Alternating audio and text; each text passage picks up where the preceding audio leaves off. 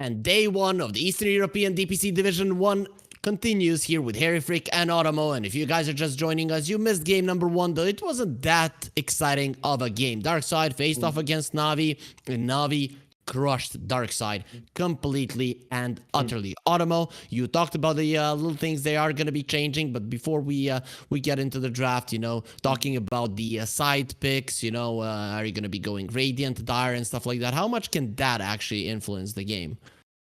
I mean, we've seen Dire. Well, Dire, I think even like Lima Major, something like 56, 57% win rate. Like, does seem like Dire has too much of an advantage right now. Being, with the outpost next to Roshan, you have tier 1 mid is going to be close. Even the tier 2s for both sides are going to be there. Radiant, it's very easy for you to lose Roshan control. So I do think that the Dire side is just very strong. Navi, they wanted first. Darkside, they took Dire. Navi, they wanted first pick, which gives you that chance of, you're forced to ban, something very powerful. Otherwise, I could just take it up first pick if I wanted to. So you're forced to ban. Feels like second pick has more like problems. You gotta ban. It's like, oh, Brood Mother, you can't have it because we can't take it. So first pick definitely feels very powerful, and Dire also feels very powerful. So Darkside, at least, I think they come out a little bit ahead. I'd rather be Dire than first pick most of the time. Okay, that does make sense. Going into the next game, do you think the Darkside are again going to be going with their own approaches to the meta? With like Soneko sees the patch, he thinks about it, or do you think they're gonna be going more for like, okay, what is being played in pubs? What do we feel comfortable with? This isn't working, or do you think one game isn't enough to dissuade them? I hope it does dissuade them. Because, I mean, look at Soneko. He's playing a lot of Silencer, Jakiro, Chen Enchantress, Crystal Main Clock. Like, these are all heroes that you don't need a huge amount of items to be useful. You're already useful just with what you have. Like, Global Silence is always good. Jakiro Ice Path is always good. But when you go with Disrupt and you want to rush the Agam Scepter, like, I don't know if it feels like that's not the way you want to do it. If it works, it would have been, like, brilliant. But that game cost them. Same thing with Roger. He plays with the Hoodwink, the Ricky, the Primal Beast. He's been playing a lot of Primal Beast in pubs. Like, these heroes can do a lot without gold. So the fact they went very anti support style for their picks, so hopefully that's something they'll adjust. That's what I'm thinking. It feels like the biggest adjustment should be from the Darkside supports more than anything else, honestly. Yeah, we'll see. We'll see if that does happen. I, for one, like their draft. I always like the innovative approach, but I kind of feel like if you're not a tier 1 team, a real tier 1 team, which in Division 1 I think I would put only Spirit there. Bedboom are a different type of team. They're very aggressive, they crush you early on and stuff like that. But Spirit is like a team that can adjust to any situation, which for me is like a tier 1 team. Doesn't matter what meta, whatever. They're always gonna be close to the top, right? Yeah. I feel like if you're not that kind of a team, that having that kind of an approach early on in the meta is going to be detrimental, and that's kind of what happened in the previous one. Though I personally would like for them to go for weird things again, because it makes the game more fun, or at least my expectations of the game are a bit higher.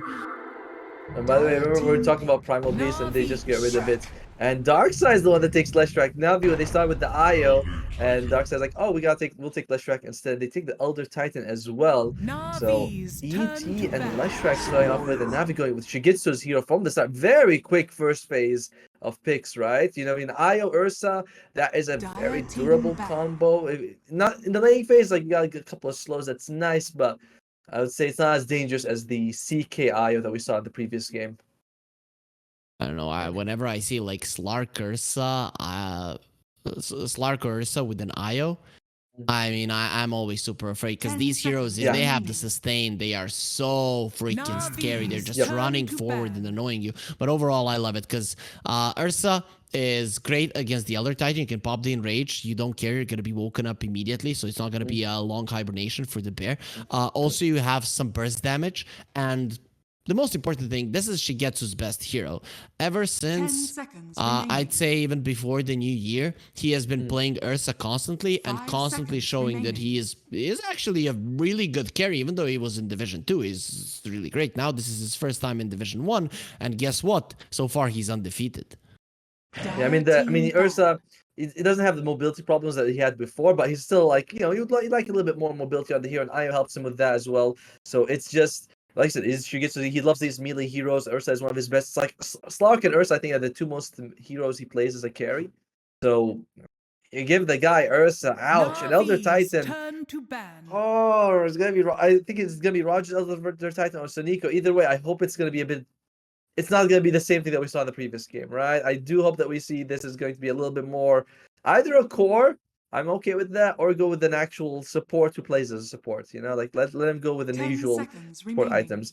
Leshrac first pick for Darkside is kind of ballsy. You know, this hero 5 has got seconds nerfed. Bloodstone remaining. and Pulse Nova have received nerfs, and Darkside's like, nah, we still want him. We still want him first pick. I guess, I mean, you saw an IO, you're like, we don't want to give them the IO Yeah. Lesh. And you have some buff for the Lesh with an Elder Titan. We talked about it in the previous game. For physical damage, you need to get close. For magical damage, you just need to use the Spirit. For people that don't know, the Dire natural team order of the Elder Titan, how it works, well, the magic damage resistance takeaway is on your Spirit. The physical damage is on your hero. If you come back with the Spirit, then it's on you. Both of them are on you, and you need to get close. So if you use the Spirit towards the enemies, you don't really have to get close for your magical damage heroes to deal more damage. Hopefully that does clear things out a little bit. But overall, no, not at all. Yeah, I mean... no, I'm completely confused. I get it. I'm hoping that the chat, and the chat is always the smartest, yeah, for sure, is a little bit smarter than my analyst. So definitely. I have faith in them. I have faith. I don't know if you can hear that, but that's my son. He's walked by. He's like, "You're home." And he starts crying. Sorry about that. So and nothing better than a cast where one of us is confused that there's a crying baby, or like that's the one. That's my pubs basically. That's how it should work.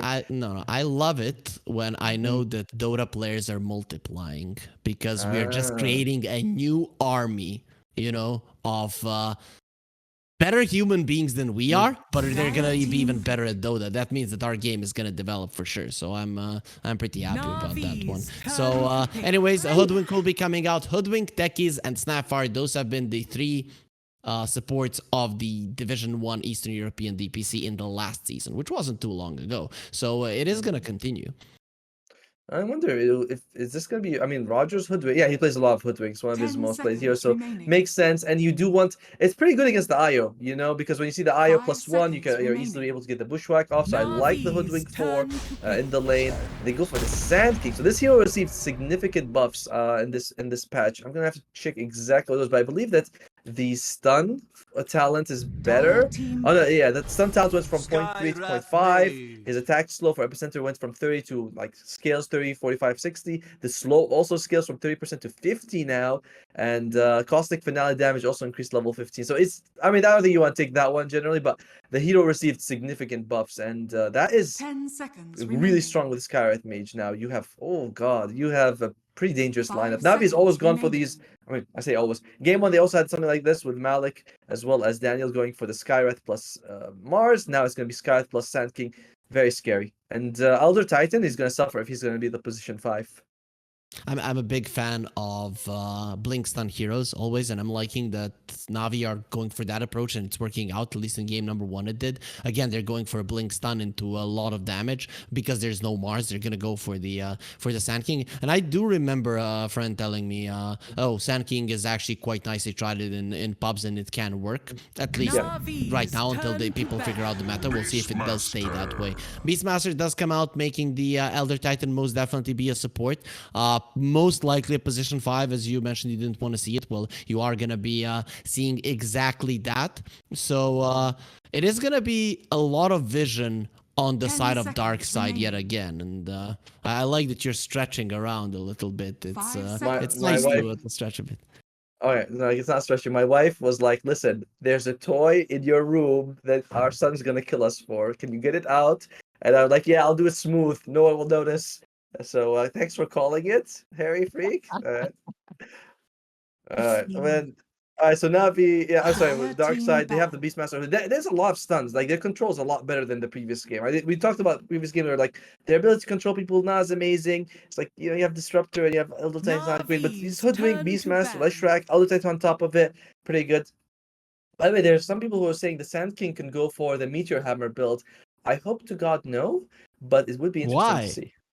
Why? Because No, please, no, please, no. But Darkside definitely a much faster draft this 10 time around. seconds You don't need remaining. as much items to get these guys going. You have better like nukes from your 5 heroes just seconds naturally. remaining. So this does feel like right now I'm looking at I'm favoring Navi. I think their draft is a bit better and they look really strong game on. But Darkside's draft, like this is the team that's ready to go. Go toe to toe with Navi. They have good push. They have good Mm. physical damage. They have good magical damage. They have everything on the side of Dire Darkside. team Their back. lanes might not be the Mm. strongest, but they're not weak per se. Yes. Also, they banned out the Tidehunter. Does this mean that they're expecting it to be a mid lane Sand King? Could be, right? I mean, that's the only reason why you want to get rid of it. Or 10 yeah, seconds weird they would get remaining. rid of that, honestly. Like, hmm, not quite sure. I mean, Navi they get rid 5 of carries. They're seconds like, all right, remaining. you got the draw, the sniper. Heroes they can just stay a distance. They can get the Hurricane Pikes. They have mobility spells. That makes sense. But Darkside getting rid of the Tide Hunter. I mean, I guess that it will be overwhelming team fight to have Sand King and Titan, but this is not something we see very often. And Sand King versus Leshrac doesn't strike me as a lane where I'm like, oh yeah, Sand King, he definitely wants to go up against Leshrac. I don't know. Maybe I'm not familiar with the matchup. That's why I'm saying this, but I don't look at Sand King versus Leshrac and be like, yep, that's the lane you want Sand King to go for. So very odd ban from Darkside. They might know something that we just don't know. They might be thinking it's a Tidehunter in the mid lane. I don't know. Mm. It's very weird. I guess it would be a good hero to Navi's defend turn to against pick. the Beastmaster. All of the units going in now with the Kunkka ban, it does make a little bit more sense. Maybe they just wanted to if they're getting rid of one of the rivals, they need to get rid of the Of others. course. You don't want Yeah. to. You don't want to take any sides there, lore-wise. People who 10 don't know seconds Kunkka and the remaining. Tidehunter, they are Best enemies. friends. Yeah, Dire they're team very, pick. very, very best friends for sure. Ooh, And there is gonna be a Dawnbreaker coming out, so I don't know. It Melodru? still could be a off lane Dawnbreaker. Yeah, I'm looking at it like, is it gonna be Melajul taking the Dawnbreaker, or it's gonna be Malik? I mean, neither of them are playing it too much in the pubs right now, but 10 seconds okay. I remaining. mean, I prefer putting the Sand King with the Sky. I feel like that's just a little bit more dangerous of a 5 lane, seconds honestly. remaining. And you put the Dawnbreaker mid, you have insane global presence, by the way, and heal. Dawnbreakers, Luminosity, Solar Guardian, Io with a mech as well. Ursa's very tanky, so I like it, and I do think the Dawnbreaker does more with an early level 6. Darkside, they need a carry here. I like the idea of a ranged carry, but you took away two of the best ones. Who they want to go with? They go with the You Faceless may now Void. select your heroes. Huh. Okay. Usually see the Dawnbreaker picked against the Faceless Void, like after as a counter, because you have that massive heal and you have Io as well. That is a very bold move by Dizzying. I mean, yet again, I'm loving the Darkside lineup. I have problems with their lanes, though. Maybe even more than in the previous game. We're still not finding out who's playing the Sand King. I'm gonna say Melajul is playing the Sand King because I've seen him in the past play the Sand King. That was like a year ago. So Oh, I yeah, don't know. yeah. I'm so happy that you got it right and I got it wrong. Damn it! I was like, it's gonna be Dawnbreaker mid. It seems better, but yeah, I guess they really want the Sand King versus Leshrac line like matchup. It's just not one I've seen very often. Congratulations. The Dawnbreaker Sky Mage is still pretty strong, and you are gonna be up against two melee heroes. So Luminosity and Starbreaker are just gonna give you so much value in that lane. And it's gonna be Sand King mid versus Leshrac. What do you know about this matchup that I don't know? I don't know about the matchup. I just know in previous years, Melojul played a mid lane Sand King. So I think it was Tour 1 or Tour 2 in the previous year, a long time ago. But I do remember his name attached to the Sand King. So I that was kind of my reasoning here.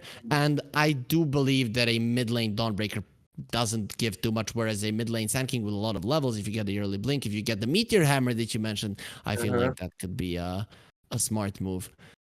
I hope I hope to see this. All right. I mean, so part of me is like, I don't want to see the Meteor Hammer. Part of me is like, I do want to see. I don't know. I feel like Dawnbreaker 6, you get the global presence, which is very valuable. But yeah, maybe Sand King, if you can rush a Blink Dagger, you can also do a lot with it. Top lane, she gets to Ursa and sorry, my bomb is gonna be Ursa as well as Io together. I feel like this is not gonna be as powerful as last time. You're up against the Hoodwink and Beastmaster.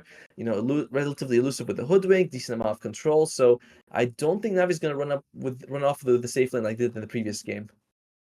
Yeah, it might not. Though who knows? Who knows? It could happen. Either way, though, we're gonna talk a little bit more about the draft and our predictions after a word from our sponsors over at DDB. Bets on esports, bets on streamers, impressive bonus system. Welcome bonus up to $600. Cashback, artifacts, regular promotions, daily giveaways. Try yourself as a bookmaker. Great lines. EGB.com, more than just a bookmaker.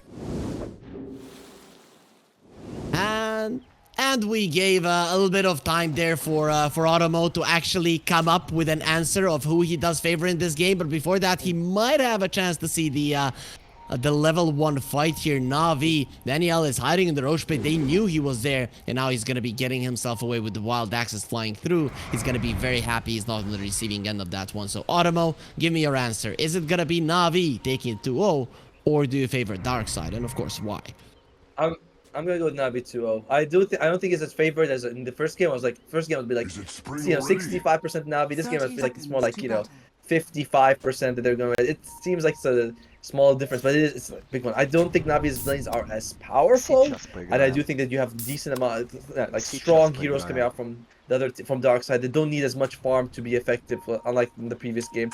So Saniko on Elder Titan is the one I'm gonna be keeping my eye on. I hope that it's gonna be a bit of tough for him, but other than that, I think it's gonna be okay for Navi. In the lane stage, it won't be 4,000 advantage by 10 minutes, that's for sure. Or at least that's what I think. Yeah, one interesting fact, you know, my country has, it seems like, become definitely a safe place for every Dota team, right? Because Darkside, you see the bootcamp that they're in. That's Novi Sad. That's a town, a city that is an hour drive from the capital of Belgrade, and they are there. So I saw the pictures on the walls. I saw the colors, but I wasn't sure, so I had to ask. But yeah, they're in Serbia as well, and also Hydra are in the same boot camp too, or in the same facilities. So it is gonna be quite fun when those two teams will be facing off against each other, because it's literally gonna be like a small LAN. Does that make you like sort of supported the team a little bit more? Like, hey, they're in my country. I hope they win. You know, does that affect you in any way? I don't think so, because you know, Hellraisers is here as well, and everyone is gonna be here in the end. In the end, we can just hold out the LAN here, and we won't even be needing to do the online part, because everyone is just gonna be here. So I don't think so. I don't think so. Siberia Major coming next at least. I mean, we are seeing some of them do that. Like even the DPC in South America, they're having some LAN games as well. So that's kind of cool when they're all in one location. Yeah, definitely. Because then after the series, you can just go together. Aha, we crushed you, huh? You know, the old times when people used to play Dota in PC game clubs. I kind of miss those. Oh, I love. I watched one of these like True Side thingies, and Puppy was saying that when they played TI1 against Chinese teams, they all share the same desk, so they all start smacking the desk when they start getting kills to annoy the other player, and then they start looking at the other side, so they start bringing garbage bags to cover their side of the wall, so then you can't look at it. I'm like, holy crap, we've come so far in the last like 12 years. Yeah, definitely. No, this game, it hasn't come too far already, because it's only 2 minutes in and we have no kills. And considering that we were talking about boot camps and TI1, it just goes to show how much action we have on the map here. But looking at the CS, no surprises here. No one is coming out super far ahead. You know, no big differences. Is there a lane that we should keep our eyes on? I think like top lane would be the one where it's either Daniel or Sonic who's gonna be losing their life fairly soon. You know, it's like Sky's made you 1-2 out of line, you have 0 armor, you get destroyed, and if Sonico, you have gets like what, multiple slows, you got a lot of burst damage. That's also very dangerous for them. But now these actually don't take a lot of hits. Bottom lane, Jitsu, and he gets bushwhacked, but the heals keeps him alive. Darkside definitely starting out a little bit better in this game than the previous one. First of all, the Zing, he didn't give off a first blood, and you can see that he's quite chill. He is keeping himself in it, even though the first game wasn't that nice of a debut for him. We're seeing that he is now doing a good job. Let's do a little bit of theory crafting about the mid lane, though, OTOMO, or I'm gonna let the mic go over to you. So, Sand King versus the Lesh. So far, it's even, but what do we expect even from these two to happen? I mean, it looks like they both really want to farm, right? Maybe Sandy once he's level 6 with the epicenter, he can get a kill. If he goes out of position, he needs to be careful about the pulse node. But I think until level 6, we're not gonna see too much action for them. And he is gonna go for the arcane boots early on. Blink dagger for Sand King. Riable will want to get the bloodstone, and then we might see, like we'll see the impact of these two. That's when both of them will be very online. Top lane, by the way, look at that damage. That's a lot of damage. Dizzying though, you know what you do? You just turn back time when you get hurt, and everything is gonna be fine. You fall off a bike, you turn back time, you don't feel any pain. That's what the Faceless Void can do. You can't really do it in real life, but he's still gonna be very low, so it's not going the greatest for dizzying. He is farming okay, but he doesn't have the resources to continue doing so. By the way, both the Face of Dizzying as well as Shigitsu are Grandmasters on their hero.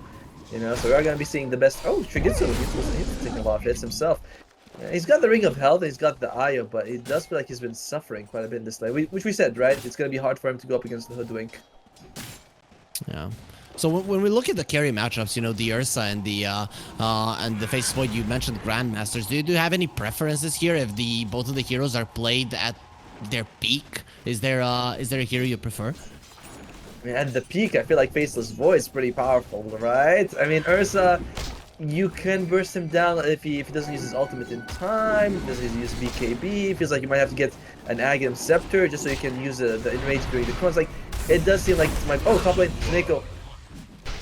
You're right. Soneko, he did go down. Malik does a lot of damage. Daniel, well, not gonna be bashed any longer. Dizzying with that Battle Fury in his right hand is not gonna be bashing enough to get the return kill. So once again, Navi are the ones that score first blood. This time it's gonna take them 5 minutes to do so. Yeah, it's I thought it was gonna be like top lane. I was confident it's gonna be one of them, and it's just a tough lane for the Elder Titan. You can't go next to Dawnbreaker. She's gonna beat your ass. It's hard to go close to the Sky Mage. She's got slows and damage, so it's tough to be Elder Titan right now. Soneko is trying to pull Daniel to the side. Then if it's a 1 versus 1, Soneko will win. For all of those One Piece fans out there, they're gonna get the reference. Anyways, though, is they gonna continue up? Did you see this? He's got Windlace instead of the Boots of Speed. Is that not his boot? Oh, it's Dizzying's boots. Okay, that's why. I was like, okay. Yes, they equipped it.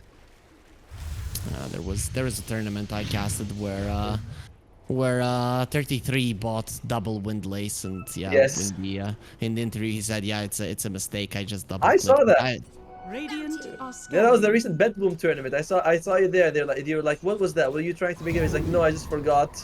You know, it's like I didn't know I was doing that. So even pros, they make mistakes sometimes. So that made... Oh, by the way, how much she gets to... He's taking a bit of damage. Riebo's going for this kill, though. It's a little bit too deep. With the Bushwhack connecting and them having vision with the Hawk, it should be more than enough for Shigetsu to fall. Now he's running away, just hoping that something is gonna save his life, but nothing will. And Darkside, they do strike back. They rotate to the bottom lane. They get a kill. And with the Siege Creep, this tower is gonna be taking a lot of hits. No glyph.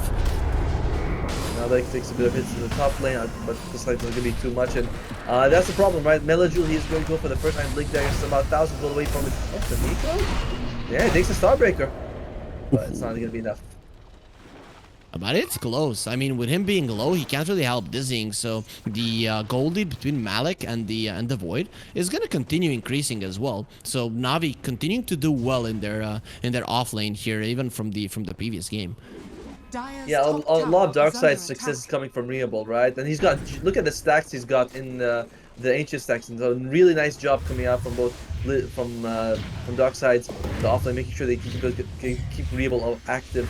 So that is going to be the win condition, and if you don't have to get, if you get like a couple man chrono and Riable is inside of the pulse nova, that's going to be all the damage you need. You don't even need to get damage with the Faceless Void early on. Riable will do it all for you.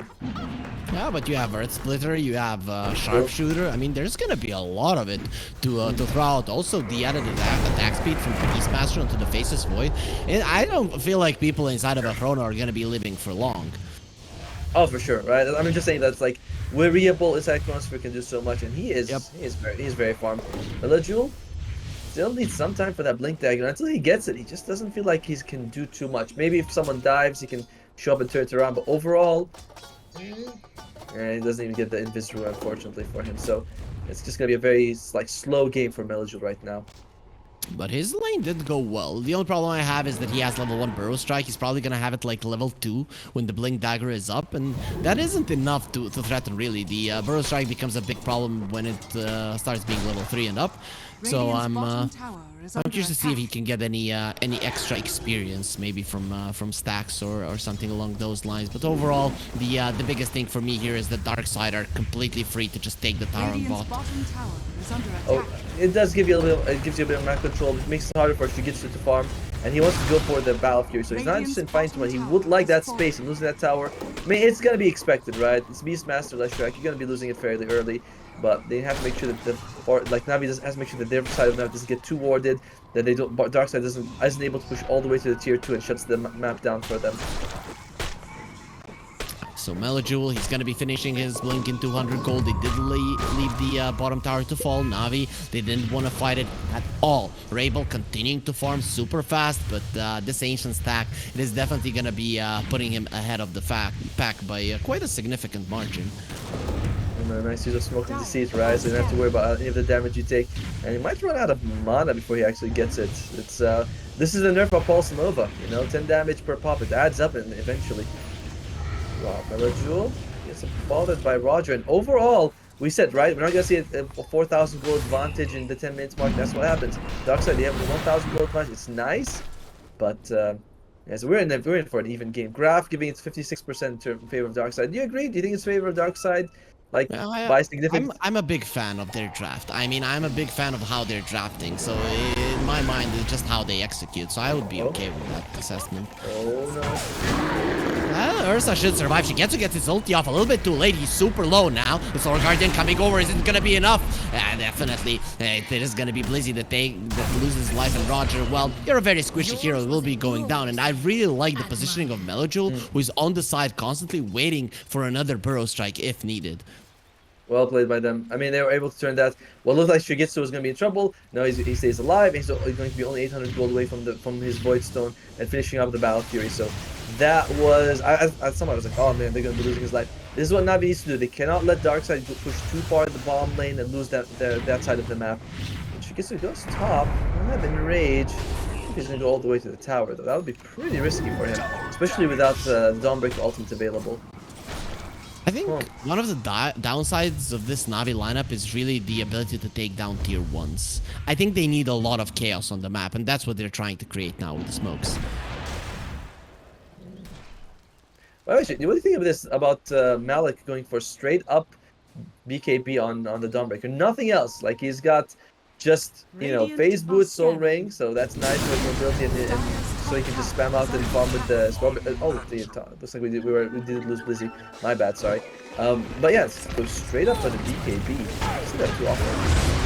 Oh, what a play there to kill the Ursa, and it's just gone. The Wisp will follow suit as well. When you have no one to defend, well, you might as well just accept your destiny. What a nice play from Darkside. You know, bottom lane from Navi was a nice kill, but that move into the enemy triangle to get a couple of kills, that was just beautiful from Darkside.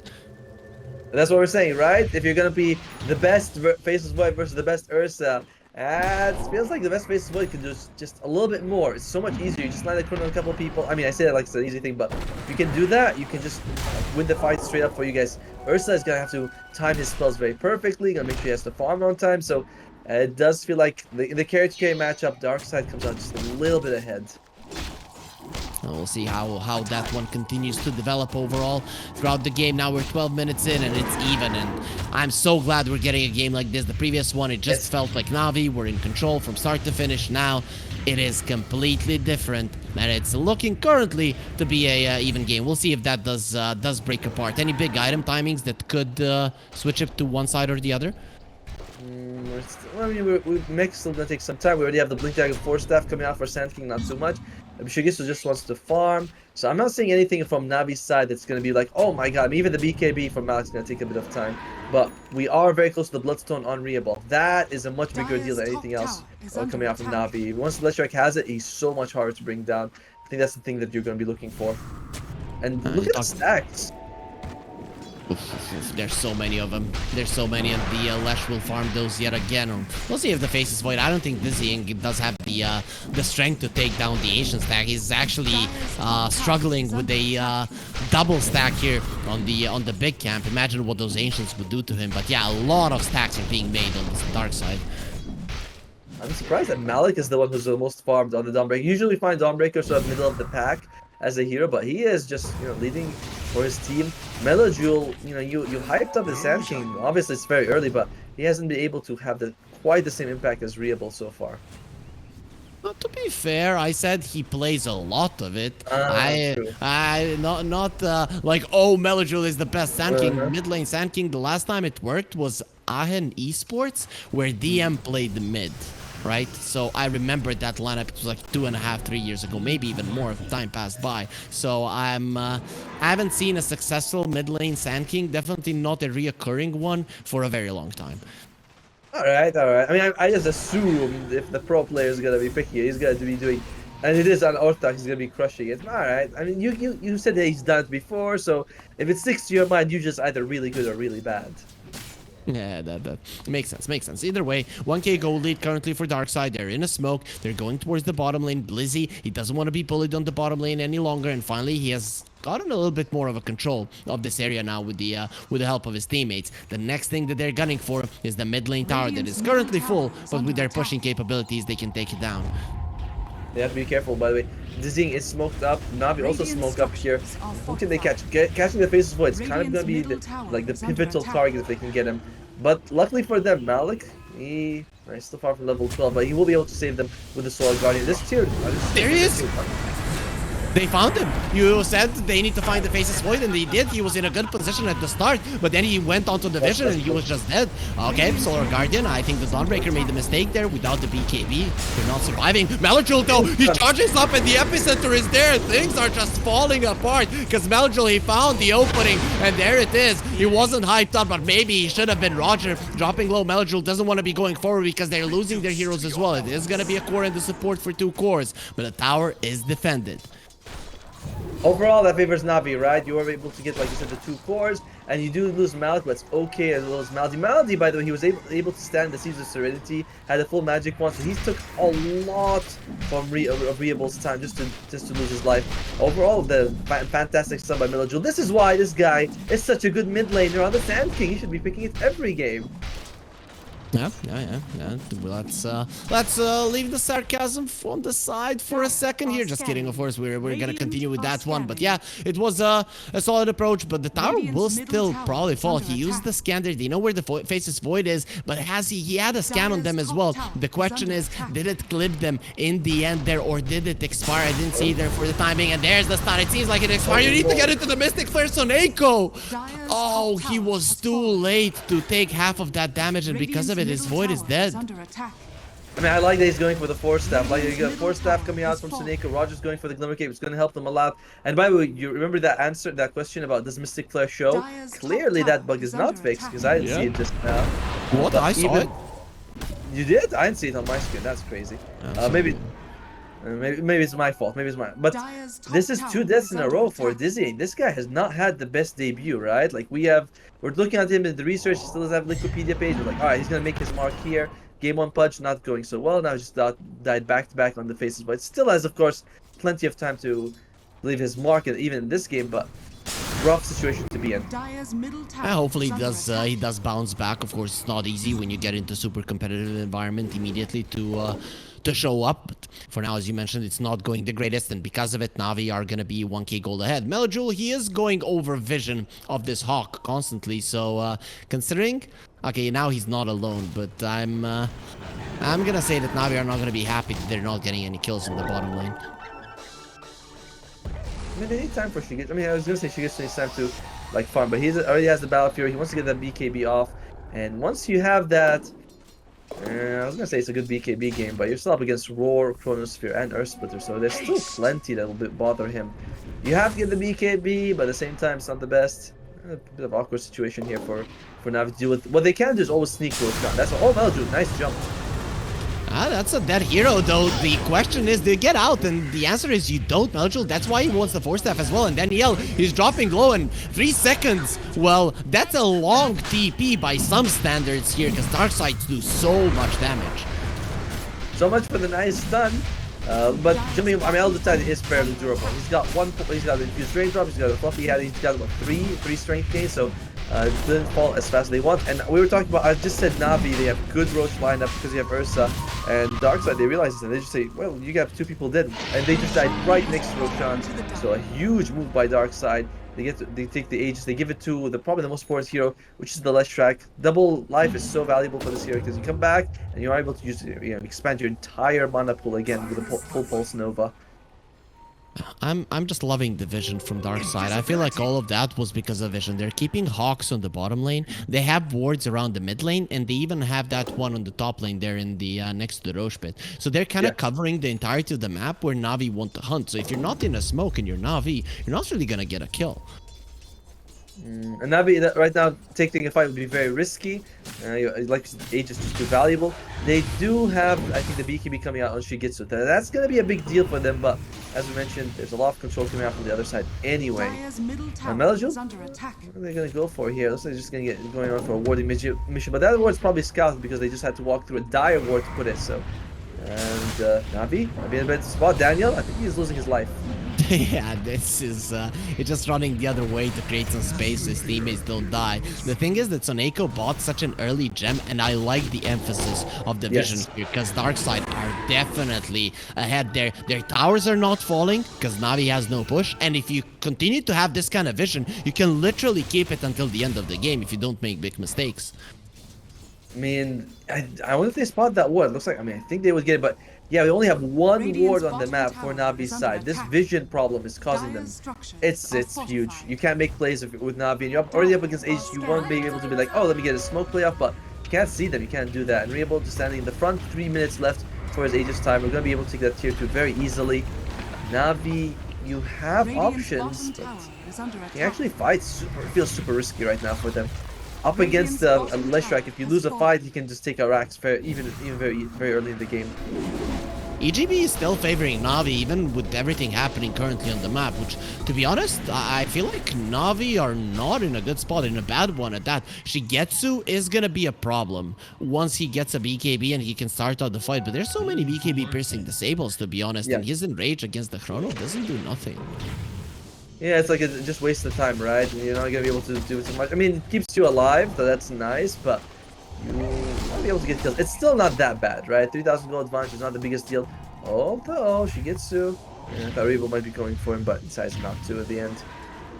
So last season, and every single time Shigetsu is playing from home, he's in a very dark room and his camera is positioned pretty weirdly, and now I can you can finally see his face. Handsome fella for sure, but you know, he looked kind of scary, you know, like you're telling scary stories on the campsite and you get the flashlight into your face. That's how it looked to me. But now we can see that this guy, you know, if his Dota career doesn't go well, he can still go into modeling.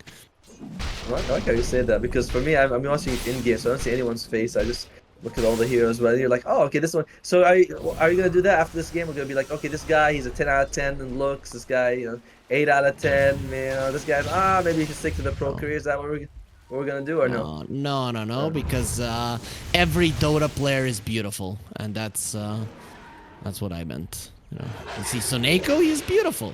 Roger, I mean, that's just a handsome boy. Blizzy, no doubt about it. So I'm not, we're not gonna be judging those. That would be not a nice thing to do. How can we give a 10 to someone and a 9 to someone else? I don't know. There's one that deserves a 10. Alright, it's fine.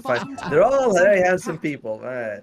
And the Darkside looks like the Aegis, they have about a minute left for it. Maybe they want to take the tier 2 bomb. I'm sorry, tier 1 bomb still standing. I didn't realize that. But they smoked up, didn't find anything on the map. And bottom lane, though, this could be a fight.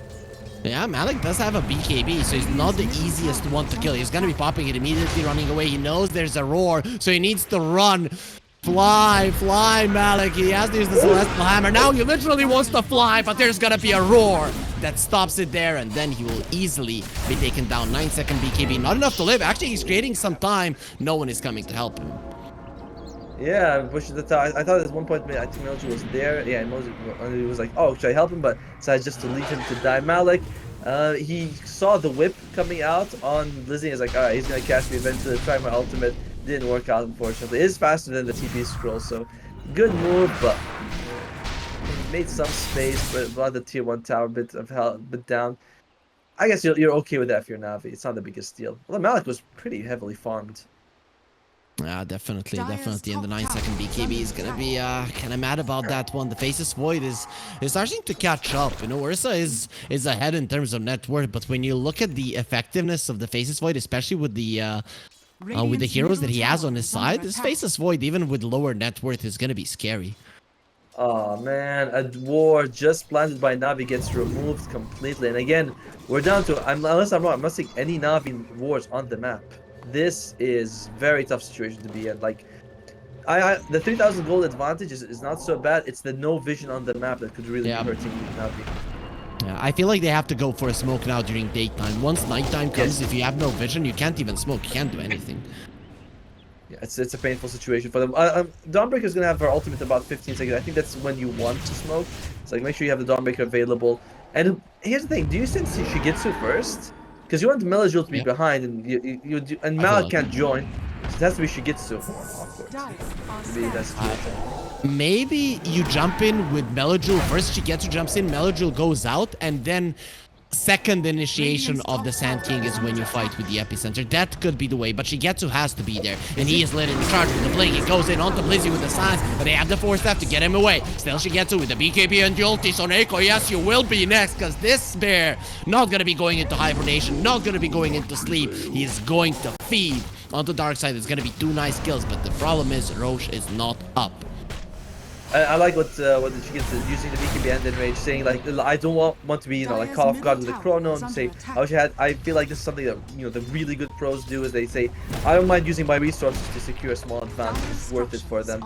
And now that they're able to get two kills, they might be able to get the mid tier 1 as well, opening up the map, which they need on Navi desperately. They just do not have any vision on the map.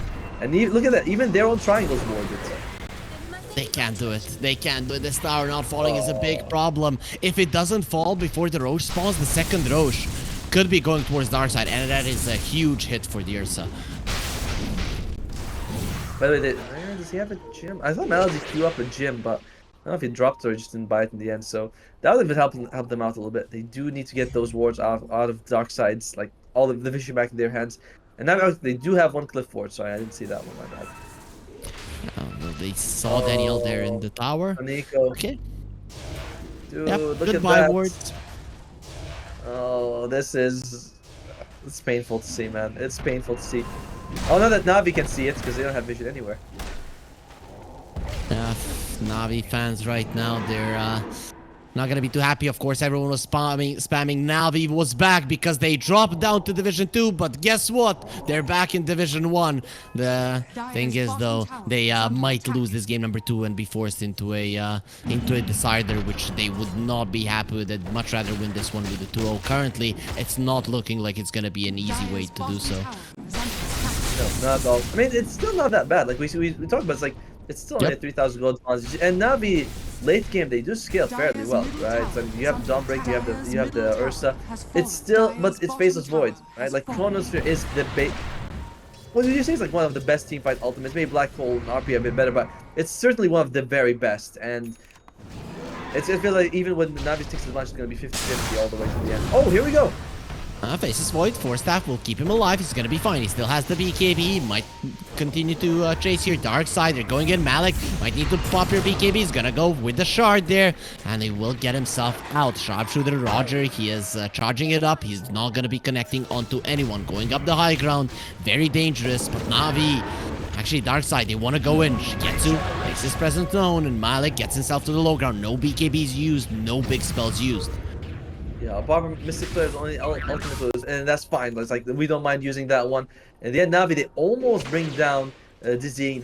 It feels like they have to commit a little bit more, but you also are up against the force stats coming out from the supports, which is very risky for them. Both supports, Nico and Roger, have it. I love this. We talked about this, saying that this was one of the big reasons that the game was so one-sided, because the supports were playing like cores. First item against center. This game, not so much.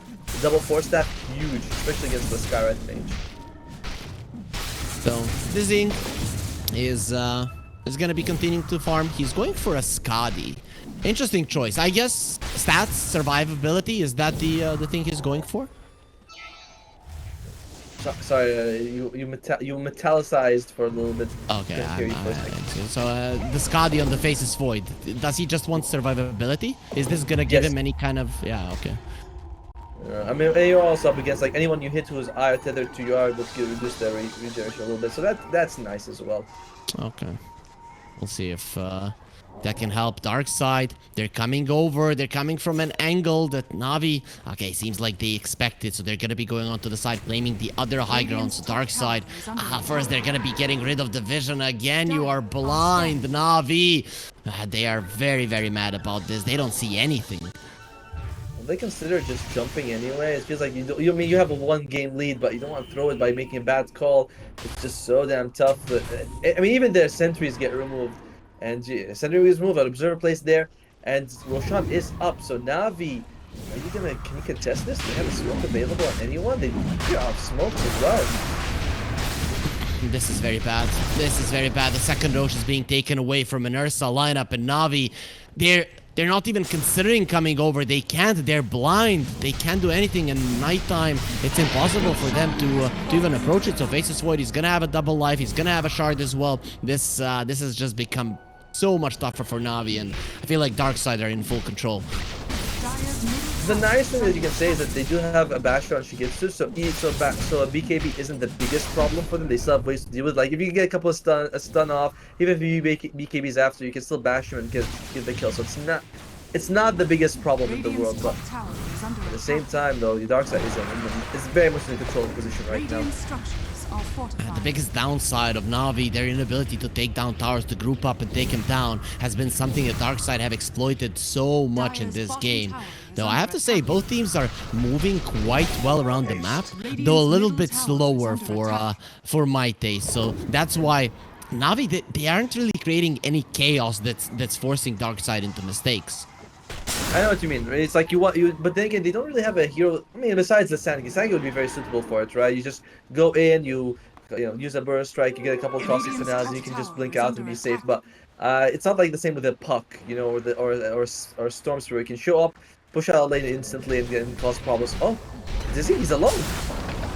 He might actually go down here once. Does have the Aegis, but look at the positioning of his team. Yeah, now they're gonna know because the creeps are gonna be revealing that actually they're in the smoke. They're coming over to save him. No, he does back down. He jumps in again. I have faith that you all in it with the Chrono. He's not gonna be waiting for the Earth Splitter to crush them all. Actually, Malady survives with this one. That's the Chrono uses. Now they have a BKB, but they do have a force staff to keep him alive. Not for long. Smashing him to the ground. And Navi is back. They're taking everything back in this fight. Let's see, the Lesh is the only core that is alive, and fighting against the bear is not a smart thing to do. So he's running himself away. But is that gonna be allowed? The Solar Guardian, there she gets to. They want to give him some help. And with the stuns and the damage, they're gonna do exactly that, destroying 3 cores of Darkside, and Dizzying just makes a crucial mistake that gives the game back to Navi. He was showing himself and there was no one there. I mean, obviously, if you're Navi, you're thinking, oh, everyone's gonna be behind him, but they just jump, they get a kill. They're like, okay, let's just try it again, see what the hell happens. And Darkside, they just completely... You talked about, we saw bottom lane being pushed out, and it seems like Darkside, like, alright, let's go defend it. 4 people leave, they leave Dizzying by himself in that situation, and he's gonna need like 15 Scotties to survive what just happened to him. Very unfortunate situation. Darkside, they were in the lead. They had complete control of the game in that situation. Wards, none for Navi. Aegis in their hands, as well as the shard. And just one blunder. Honestly, you can't count anything else other than blunder in that situation. He actually was out. He could have just ran away. Yes. But he got back in, like, yeah, I'm gonna Chrono them. I baited him in. He overestimated his damage and how close his team was. And he just ended up a total disaster. It's like they think, I hear no bell. I'm gonna back into this fight. It's like, no, maybe you should have just called quits when you could. So really unfortunate now. Darkside, I mean, it's still fine for them. They still can skate late game. They have Faceless Void. They have a Leshrac. They're okay going late, but they had the advantage now. They had everything was in their hands. Yeah. Definitely, that was the case. And now the Ursa has an Aghanim Scepter, so inside of a Chrono, you cannot kill him. You can remove your Roar. You're not really equipped to deal with them, and every 18 seconds, if I'm not mistaken. So you literally have this ulti all the time. Yep, and of course, you also got the shard as well. So he's going to be walking around, you know, earth shocking all the time. So he's always going to have that as well. And he's going to go for the Abyss Blade. Oh, all right, Shigetsu. Okay. There you go, just enrages, and he's just fine. Yeah, and in a couple of seconds, he's going to have it again. Sharpshooter being used. That's a low cooldown as well. Not as low as the Enrage. And 13-9, 2k gold lead for Navi, who... they turned the game on its head there with just one small mistake from Darkside, who wanted more, and they end up just paying the price. And now you look at it and you think, well, what exactly is Darkside's plan here? Blizzy's gonna go for the blink tag. That's gonna help him get a catch on a couple of people, but you just mentioned like it's not worth it to go for Shigetsu.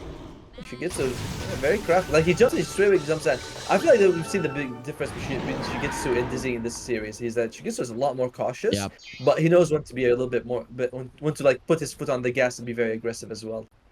The thing about Darkside, they don't care if they don't have a lot of wards in the map, because you're always gonna have a Hawk. Now it's daytime, so they're trying to make a play. They want to be the ones going in, but it's gonna be a smoke onto smoke action. The Sand King isn't here. He does have the boots of travel. He can join the fight anytime. Rabel, you don't want to be there all alone, and you're gonna die alone. He needs one more hit, and we'll be getting that one. Malik comes over just to secure it, but before it, Shigetsu does take him down. So it is gonna be another kill here for Navi, and Darkside, they don't respond with anything.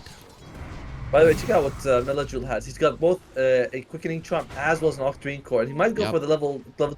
I don't know if he's going to go for a burst strike cooldown, but he's going to be having a burst strike up almost every 9 seconds if he takes it. I think a tiny bit less than that as well. So that's a lot. Like that's a lot of stuns coming out just from the Sand King. Huge amount of those. Navi, they're aware of their inability to push high ground, but Ursa might finally get his hands on the Roche and get the extra life there, considering that now it is Navi who are controlling the majority of the map, and the Roche can spawn in 2 minutes.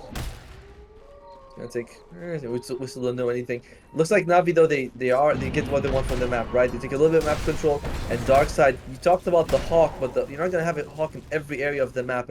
And you might have a Hawk, but you have a Dawnbreaker on the other side and can show up. You know, so that's a little bit. That's got value there. Roger, he's very aggressive. He really wants to get Shigetsu. He caught him. He shot him. And he did almost no significant damage to the Ursa, who is now just mad and strong. So I would get away from that there if I was Darkside. Oh dear God, Roger's gonna make those incidents. He didn't get away, and now with the slower card, the Ursa is taking no damage, though he didn't use the Enrage, so maybe he can be taken down. The Splitter does a ton of damage. They're trying to kill this one with the Bash, and they're going to be able to, but the Abyssal Blade needs a Bash. He's not going to be getting it, but the Epicenter is there. You've jumped right into it, and you have the silence. You have no way of getting onto that one. Let's see if the Titan Sliver will be giving him the status resistance necessary, and it does. This thing does get himself away because the silence doesn't last as long. Still, the Ursa is super fine. Continue to go forward with one buyback. You're probably not going to be doing anything there. It doesn't stop the TP. And Navi, they get themselves out, though they did lose 2 heroes, but in the end, the fight is still theirs. No, a massive win for them. It was a dieback on Roger, and Soniko was also forced to use his buyback, so the economy for the supports on Darkside takes a bit of a hit here. Not too bad, at least, for the Hoodwink, but he still has a decent amount of gold, but he is an opposition, and this was without Meld using the mech or the Holy Lock. If he did, I don't think Reba would have even brought him down. Dawnbreaker lost his life. Now he's like, that's fine, no big deal for him. And by the way, we saw again that Disney did not use his BKB inside the Chrono, and he got hit by a Starbreaker. If he could have BKB'd, like he might have been able to get a bit more out of the Chronosphere and not put himself in a tough situation after that. I feel like Darkside even got lucky there with the bashes. Yes. If the Dawnbreaker got her spells off, I mean, you just lose that fight heavily if you're Darkside. Not like you already didn't, but it would have been even worse. And check out Daniel. He's getting pretty close to the Agam Scepter, so that's double the value of all of his spells. I mean, I like it. What do you feel like about like Scarlet Mage as a hero in general? You a big fan of this guy? I wasn't a big fan of him when every single game I saw a Lotus Orb, Guardian Greaves, or a Force Staff. Now, when all of those items did get nerfed slightly, I feel like the hero in itself is in a good spot, just the meta didn't favor him. Now I think he's actually pretty decent. Yeah, I like that. He's also got a point, and he's also got the ceremonial rope, so he's going to be able to do a little bit more with like status distance going to be lowered, as well as the magic damage, which is pretty helpful for the Sand King, who is getting very close to the overwhelming blink.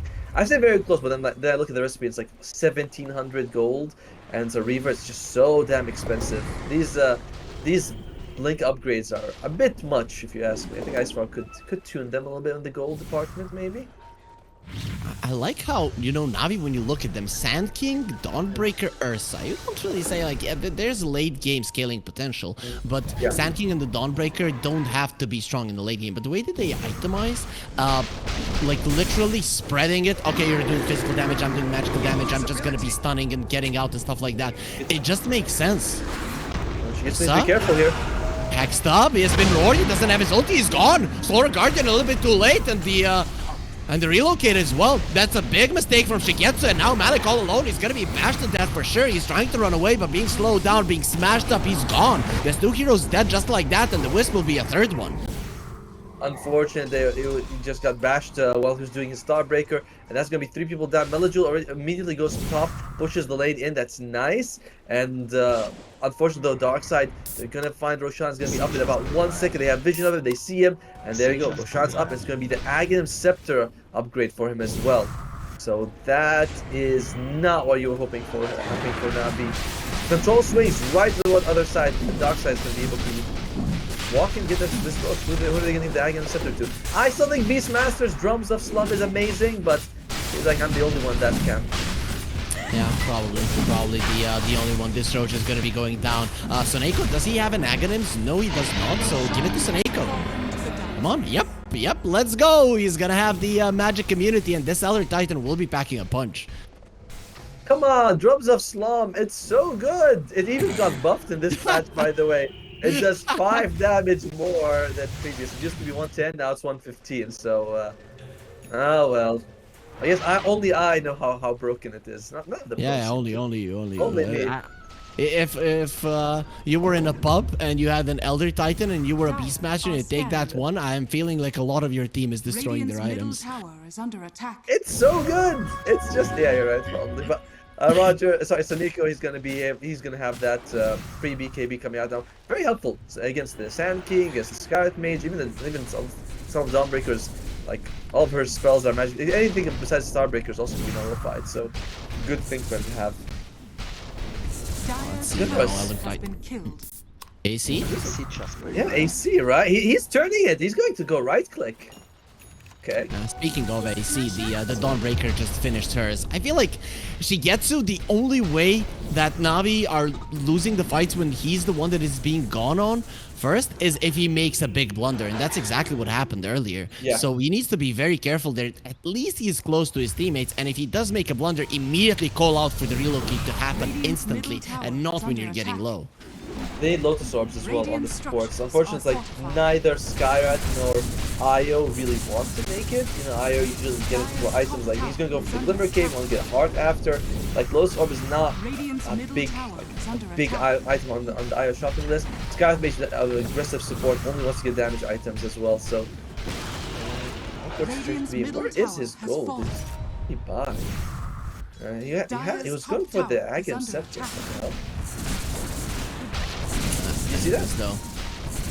I don't know. I'm seeing Dizzying here, crushing everything with his team being behind him. Sand King does have the overwhelming blink. He has a buyback tool. Speaking of, 3 buybacks on Navi and only 2 on Darkside. The Darkside are the ones that are in front of the enemy base, so it's not like they're gonna be buying back. Anyway, the Hex comes out, and that's gonna be a very nice coverage play. Actually, the Ascetic's cap saves him, and he's gonna be fine. Ooh, it looked like he was done for. And there's no jump in. They wanna kill this thing. It's not gonna be enough. Ooh, Shigetsu got scared for a second. I think you're still okay with this if you're Navi. You are able to get enemy wards here, and you do force Darkside back. And they want to go forward. They smoked up Meljuice. He's hungry for a kill. And he's gonna be fine again. This Cadex Cap is gonna be making sure that the stun doesn't last for long. But look at the Starbreaker. Dizzy does pop the BKB, and he's gonna start smashing with the Earth Splitter. He'll get the kill. Dizzy though needs to run away. Does have the Aegis. Doesn't want to be losing it, does he? The stun comes through. Dizzy is still alive, and the Hex is there. They want to be killing Melojul, and they're gonna be able to do this. You have no status resistance like your supports, so the Hex is gonna be a big issue for him. They've taken down the Aegis. They've taken down the Elder Titan, but in the end, they're gonna be losing 2 cores to be exact. And Daniel, he's gone as well. They have buybacks on 2 of their heroes, but Navi definitely on the ropes now. Maldi, very unfortunate situation. The Chronosphere prevents him from tethering and saving the Dawnbreaker, and then he had to go like this really long route to try to reach Melojul. Didn't happen as well. So now Navi buybacks might need to be expanded. They are going to be using Daniel as well. Are they going to look for more here? Melojul, he's kind of your best base defender right now. You needed to use a buyback. They're level 25 left. She's gonna rip your base apart, especially with the Beastmaster units behind him. So he really needs to be careful. Faces Void. He doesn't have the Titan Sliver any longer, but he does have this SNY. So status resistance still there. Yeah, it's helpful enough. Witch Bane as well. Well, Navi, they don't get too. They get punished, but it's not like they lost any buildings. You know, that was just a buyback used on the position for Scarlet Mage. Just not the biggest deal, but Darkside, 13,000 gold advantage. That's huge. And you are the one with the Faceless Void. They have to make sure the Faceless Void is out first because he just disrupts Maldi way too much in these fights. You can't get the saves off, you can't get your heals off. You gotta get rid of him so that the Io can actually have a game. It's a bit tougher to do so. He has 3k HP with status resistance as well. But we saw when Shigetu jumps him, if he gets another stun or some kind of damage, yeah, this Faceless Void can die. It's still anybody's game, though Darkside obviously ahead. I mean, he's durable, but you have, the Ursa has the most farm hero on the map. He can shred anyone in 2 seconds. So this 13k gold advantage is nice, but by no means puts the game like completely Darkside hand. Navi still has a good chance. Oh, Bash comes out during the Starbreaker. They need more to commit with, and Shigetu is going in. He wants to kill Soneko. He will be able to do so, but you have put yourself in an uncomfortable position. So that's the ulti and the BKB. Now he's going to be using the ulti, and he has been relocated out. He said, I'm in a bad spot. I'm in a bad spot. Malady, save me. And that's exactly what's going to happen. Are they going to be saving Malady, though? Looks like kind of... Well, he's going to be left with the wolves. Sad. Just watching him die like that. Dizzying is level 25 as well, so with the backtrack, it is now debatable if the Ursa can actually jump in and kill you. Even with that little bit of help, it might not be enough. I feel like it's still gonna be fine, but you're right. The backtrack adds so much. Nullifies damage completely. That is, why the bigger AOE sometimes feels like a trap. You catch more people than you were planning for. Oh, they're going for a dire scan. They see this though, so they know. And Dizzying, wisely goes back. So nice scan coming out here from the dire side. Melojul needs to be careful. Dust not going to be connecting there. If it did clip him, he wouldn't be able to blink away. So what did he take on level 25 on the Sand King? They took the Sandstorm Slow and Blind, which I like. The Blind is very valuable compared to 5 Epicenter pulses that could just be blocked completely by BKB. He needs to be careful. Melojul though, he is quite brave, I must say. Faceless Void without the BKB, he can't really fight inside of that one. He's not going to be doing any damage. We talked about backtrack, that's 20%, but this is 40% miss and slow. Good thing for the Faceless Void, he can't get himself away from it. Melojul is, my god, he is in such a scary situation. Oh, here we go, he gets us in. Oh, Aeon Disc protecting Roger, so Roger will be fine. Now jumping in, they found Melojul. You talked about scary situations, still in one, but not for long. The Wisp will be saving him, but putting himself in harm's way because of it. He does have the Trickster Slow. Might be able to make it out alive if he uses it. Well, let's see. Yeah, that wasn't even close there.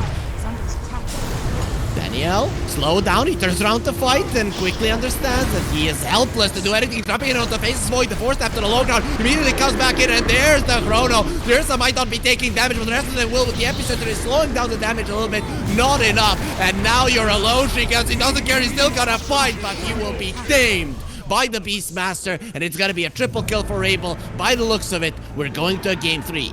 Buybacks are used though. Navi, they still believe that they have a chance. And Milajul, with the Sandstorm, he is able to defend the base. So Darkside, are they going to commit for this? I mean, looks like Rebel, yeah, just standing there. He already has the extra 35 Diabolic Edict explosion, so he's not too worried about it. They still have a ton of magic damage. Sorry, a ton of structure damage that he can just use. Navi, what are you going to do? Are you really going to be able to fight this? No ultimates available for either the Eye or the Sand King.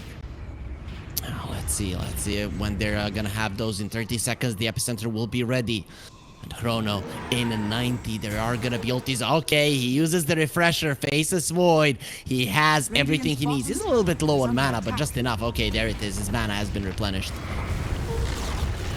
Did they jump on him? I mean, they're gonna wait. Looks like Navi, they're okay. I mean, they're losing one rain of Brax, not the biggest deal. Nice move by Roger, going very deep, putting the ward there. They even have a Hawk by Blizzy. So Navi, they ping it out. They're like, guys, I think they got something there. So let's just try to avoid the area. They definitely need to de-ward this if they want to defend their base.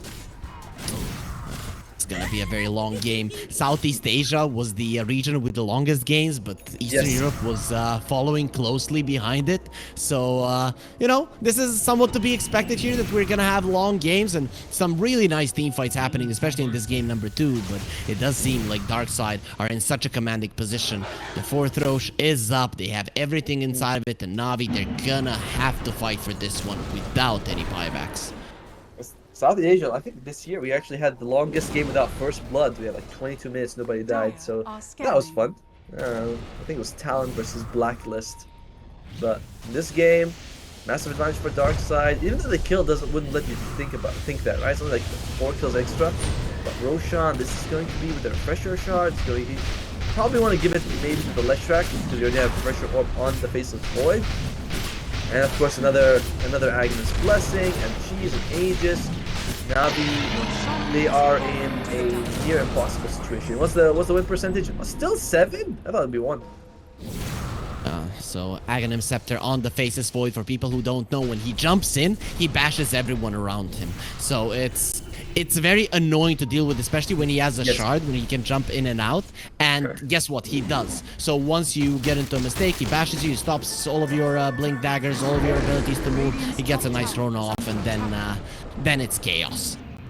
It's not as good as Drums of Slum, but it's still very powerful as well. An AoE stun is really good to have. And oh, here we go. Yeah, Melajul goes in with the stun. He has to slow this one down because this thing has the push is so fast. They're gonna get the roar. They need to save this hero right now. They're not gonna be saving everyone with the Chrono. They'll get an easy kill, and this thing is continuing to smash on her. There is a buyback in the backline. She gets to. He does have a nullifier. He get the kill. On this, they don't work any longer. They still have 2 laser racks. Might be enough. So are you a bit deep, Rabel, or are you exactly where you want to be now? In the face of your opponent, she gets to turn around, tries to fight. The life steal will not help you now. An ultra kill for Dizzying. That's a good way to start, and Rabel will steal away his rampage. Don't get ahead of yourself, kid, but we are going to game 3. Very impressive defense coming out from Navi, but not enough at Darkside. Gotta say, game 2, the way they played it looked so clear. I especially like what they did with the warding, right? Make sure that Navi had no eyes on the map at any stage of the game, made them blind, and Navi, they couldn't make any plays. They're like, we can't see anything. We have nothing. The early gym, was it Saniko or Roger? I don't know who got, but that was just Saniko. Yeah, thank you. So that was just prevent Navi from being able to do anything. So just well played by Darkside. And we talked about like late game Faceless Void, really hard to deal with it, and even she gets a Grandmaster, just it's not good enough. Faceless Void is just too strong. Yeah, I mean, there were a couple of mistakes from Darkside, mainly the time when the Faceless Void had the Aegis, and they, you know, moved away, left him alone, he got jumped. So those kind of mistakes, and you know, those getting exploited, is that something that Darkside are gonna allow for it to happen in game number 3? Can you really fix that kind of a problem and that kind of a communication error in one game?